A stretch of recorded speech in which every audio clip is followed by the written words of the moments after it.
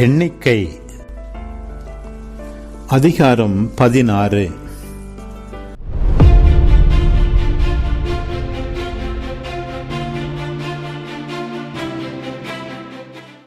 லேவியின் மகன் கோகாத்துக்கு பிறந்த இட்சகாரின் புதல்வன் கோராகும், ரூபன் வழி வந்த எலியாபு புதல்வர்கள் தாத்தான், அபிராமும், பெலேத்தின் மகன் ஓனும் இஸ்ரேல் மக்களில் சிலரை சேர்த்து கொண்டு மோசேக்கு எதிராக எழும்பினர்.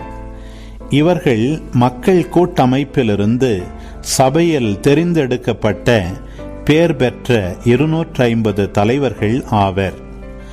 அவர்கள் மோசேக்கும் ஆரோனுக்கும் எதிராக கூடி வந்து அவர்களிடம், நீங்கள் மிதமின்றி போய்விட்டீர்கள்.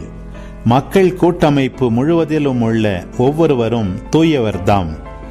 ஆண்டவரும் அவர்களோடு இருக்கிறார். அப்படி இருக்க ஏன் ஆண்டவரின் சபைக்கு மேலாக உங்களை உயர்த்தி கொள்கிறீர்கள் என்று கேட்டனர். மோசே இதை கேட்டு முகங்குப்புற விழுந்தார். அவர் கோராகிடமும் அவன் கூட்டத்தவரிடமும் கூறியது, காலையில் ஆண்டவர் தம்முடையவன் யார், தூய்மையானவன் யார் என்று காட்டி அவனை தம் அருகே வரச் செய்வார். தாம் தெரிந்து கொண்டவனையே அவர் தம் அருகே வரச் செய்வார். செய்ய வேண்டியது இதுவே. கோராகே, அவன் கூட்டத்தவரே, தூப கலசங்களை எடுத்துக்கொள்ளுங்கள். நாளை ஆண்டவர் திருமுன் அவற்றில் நெருப்பையும் தூபத்தையும் போடுங்கள். ஆண்டவர் தெரிந்து கொள்ளுகிற மனிதனே தூயவனாயிருப்பான். லேவியின் புதல்வரே, நீங்கள்தாம் மிதமின்றி போய்விட்டீர்கள். மேலும் மோசே கோராகிடம் கூறியது, லேவியரின் புதல்வரே, இப்போதும் கேளுங்கள். இஸ்ரேலின் கடவுள் உங்களை தம் அருகில் வரச் செய்து ஆண்டவரின் திருவுறைவிடத்தில் நீங்கள் பணி செய்யவும், மக்கள் கூட்டமைப்பின் முன் நின்று அவர்களுக்கு சேவை செய்யவும் இஸ்ரேல் மக்கள் கூட்டமைப்பிலிருந்து உங்களை பிரித்தெடுத்தது அற்பமான காரியமா? அவர் உன்னையும் லேவியன் புதல்வரின் உன் சகோதரர் அனைவரையும் தம் அருகில் வரச் செய்தாரே. இதனோடு குருத்துவத்தையும் நாடுவீர்களோ? ஆதலால் நீயும் உன் கூட்டத்தவரும் ஆண்டவருக்கு எதிராகவே இருக்கிறீர்கள். ஆரோனுக்கு எதிராக நீங்கள் முறுமுறுப்பதற்கு அவர் யார்? பின் மோசே ஆள் அனுப்பி எலியாபின் புதல்வர் தாத்தானையும் அபிராமையும் அழைத்தார். அவர்களோ, நாங்கள் வரமாட்டோம். இப்பாலை நிலத்தில் எங்களை கொல்லும்படி பாலும் தேனும் வழிந்தோடும் நாட்டிலிருந்து எங்களை கொண்டு வந்து இப்போது எங்கள் மேல் நீர் உம்மை அதிகாரியாக்கிக் கொள்வது அற்பமான காரியமா? மேலும் பாலும் தேனும் வழிந்தோடும் நாட்டிற்கு நீர் எங்களை கொண்டு வரவும் இல்லை, திராட்சை தோட்டங்களை எங்களுக்கு உரிமை சொத்தாக கொடுக்கவும் இல்லை. இம்மனிதர்களின் கண்களை பிடுங்கி விடுவீரோ? நாங்கள் வரவே மாட்டோம் என்றனர். மோசே கடுஞ்சினம் கொண்டார். அவர் ஆண்டவரிடம், இவர்கள் படையலை ஏற்க வேண்டாம். இவர்களிடமிருந்து ஒரு கழுதையை கூட நான் வாங்கியதில்லை. இவர்களில் ஒருவனுக்கும் நான் தீங்கிழைத்ததில்லை என்றார். பின் மோசே கோராகிடம், நீயும் உன் கூட்டத்தார் எல்லாரும், நீயும் அவர்களும் ஆரோனும் நாளை ஆண்டவர் திருமுன் வந்து நில்லுங்கள். உங்களுள் ஒவ்வொருவனும் தன் தூப கலசத்தை எடுத்து அதில் தூபமிட்டு ஆளுக்கு ஒன்றாக மொத்தம் 250 தூப கலசங்களை ஆண்டவர் திருமுன் கொண்டு வரட்டும். நீயும் ஆரோனும் உங்கள் தூப கலசங்களை கொண்டு வாருங்கள் என்றார்.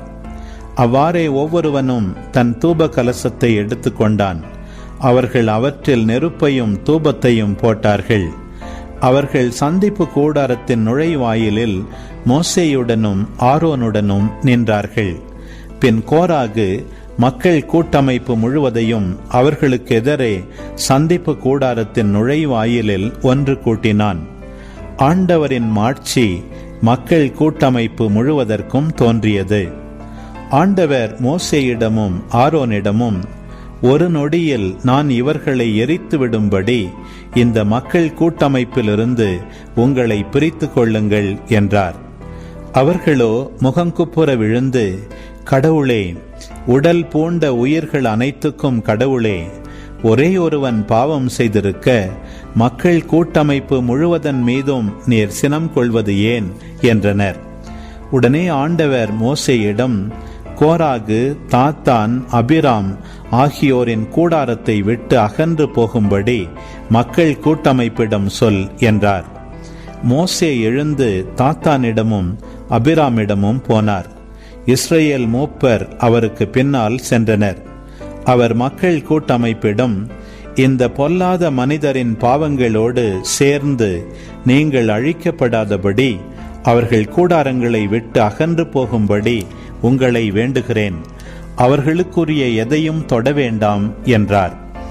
அவ்வாறே கோராகு, தாத்தான், அபிராம் ஆகியோரின் கூடாரத்தை விட்டு அவர்கள் அகன்றனர். தாத்தானும் அபிராமும் வெளியே வந்து தங்கள் மனைவியர், புதல்வர், குழந்தைகளோடு தங்கள் கூடாரங்களின் வாயில் அருகில் நின்றனர். மோசே கூறியது, இப்பணிகளை எல்லாம் செய்யும்படி ஆண்டவர் என்னை அனுப்பியிருக்கிறார். இது என் சொந்த விருப்பம் அல்ல என்பதை இதன் மூலம் அறிந்து கொள்வீர்கள். எல்லா மனிதரும் சாவது போல் இம்மனிதரும் செத்தால், அல்லது எல்லா மனிதருக்கும் விதிக்கப்பட்ட தண்டனையை அடைந்தால் ஆண்டவர் என்னை அனுப்பியிருக்கவில்லை என்பது பொருள். ஆனால் ஆண்டவர் புதுமையான ஒன்றை செய்தால், நிலம் தன் வாயை திறந்து அவர்களையும் அவர்களுக்குரிய அனைத்தையும் விழுங்கிவிட அவர்கள் உயிரோடு பாதாளத்துக்குள் இறங்கினால், அப்போது இம்மனிதர் ஆண்டவரை இழிவுபடுத்திவிட்டார்கள் என்பதை நீங்களும் அறிந்து கொள்வீர்கள். இவ்வார்த்தைகளையெல்லாம் அவர் பேசி முடிந்ததும் அவர்கள் அடியிலிருந்த தரை பிளந்தது. தரை தன் வாயை திறந்து அவர்களை அவர்கள் வீட்டாரோடும் கோராகை சேர்ந்த மனிதர்களோடும் அவர்கள் உடைமைகளோடும் விழுங்கிவிட்டது. இவ்வாறு அவர்களும் அவர்களைச் சேர்ந்த அனைவரும் உயிரோடு பாதாளத்துக்குள் இறங்கினர். தரை தன் வாயை மூடிக்கொண்டது. சபையிலிருந்து அவர்கள் அழிந்து போயினர்.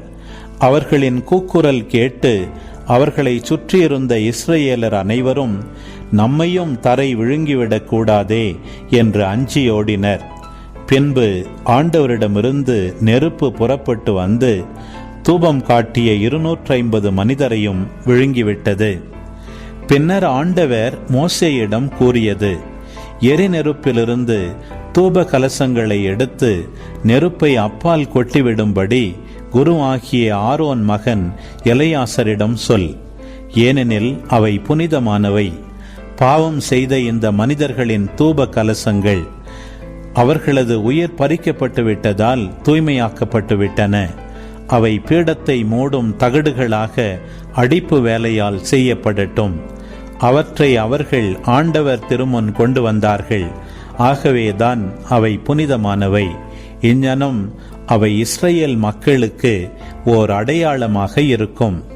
அதன்படியே குரு எலெயாசர் எரிக்கப்பட்டவர்கள் கொண்டு வந்திருந்த வெண்கல தூப கலசங்களை எடுத்தார்.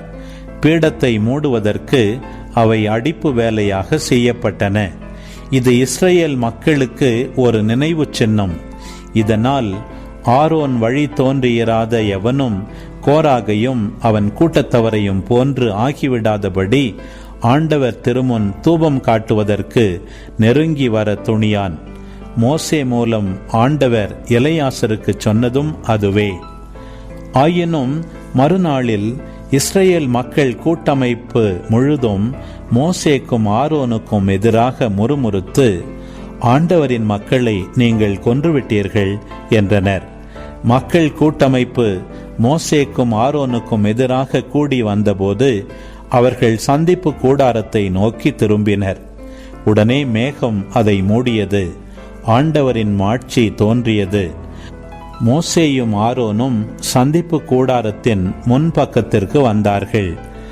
ஆண்டவர் மோசேயிடம் உரைத்தது, நான் இந்த மக்கள் கூட்டமைப்பை ஒரு நொடியில் எரித்துவிடும்படி அதிலிருந்து நீங்கள் விலகிக் கொள்ளுங்கள். மோசேயும் ஆரோனும் முகங்குப்புற விழுந்தனர். மோசே ஆரோனிடம், உன் தூப கலசத்தை பலிபீடத்திலிருந்து எடுத்து அதில் நெருப்பையும் தூபத்தையும் போட்டு விரைவாக அதனை மக்கள் கூட்டமைப்பினரிடம் கொண்டு போய் அவர்களுக்காக கரை நீக்கம் செய். ஆண்டவரிடமிருந்து கடுஞ்சினம் புறப்பட்டுவிட்டது, கொள்ளை நோய் தொடங்கிவிட்டது என்றார். மோசே சொன்னபடியே ஆரோன் தூப கலசத்தை எடுத்துக்கொண்டு சபை நடுவே ஓடினார். அந்தோ மக்களிடையே கொள்ளை நோய் ஏற்கனவே தொடங்கிவிட்டது. அவர் தூபம் போட்டு மக்களுக்காக கரை நீக்கம் செய்தார். அவர் இறந்தோர்க்கும் வாழ்ந்தோர்க்கும் இடையே நின்றார். கொள்ளை நோய் நின்றது. அப்போது கோராகின் செயல் முன்னிட்டு இறந்தோர் தவிர அக்கொள்ளை நோயால் இறந்தோர் 14,700 பேர். கொள்ளை நோய் நின்றதும் ஆரோன் சந்திப்பு கூடாரத்தின் நுழைவாயில் அருகில் மோசேயிடம் திரும்பி வந்தார். அன்பு உறவுகளே, இது உங்களுக்கான நேரம். இக்காணொளியில் ஒலி ஒளி வடிவில் எண்ணிக்கை புத்தகம் 16ஆம் அதிகாரத்தை முழுமையாக பார்த்தும் கேட்டும் ஜெபித்தும் இருப்பீர்கள். இன்றைய இறை வார்த்தையின் அடிப்படையிலான கேள்வி: மோசேயும் ஆரோனும் சந்திப்பு கூடாரத்தின் எப்பக்கத்திற்கு வந்தார்கள்? பதில்களை கமெண்ட்ஸில் பதிவு செய்யவும். இதுபோன்ற வீடியோக்களை தொடர்ந்து காண இந்த வலைதளத்தை சப்ஸ்கிரைப் செய்யவும். மேலும் லைக் கொடுத்து எங்களை ஊக்கப்படுத்தவும். இப்பதிவுகளை மற்றவரோடு பகிர்ந்து ஷேர் செய்து நாளும் திருவிவிலியத்தின் ஒரு அதிகாரத்தை வாசிக்கவும், கேட்கவும், பார்க்கவும் நீங்கள் உதவிடலாம். மீண்டும் அடுத்த காணொளியில் சந்திப்போம். இந்த நாள் இனிய நாளாய் அமையட்டும். இறைவன் உங்களை ஆசீர்வதிக்கட்டும்.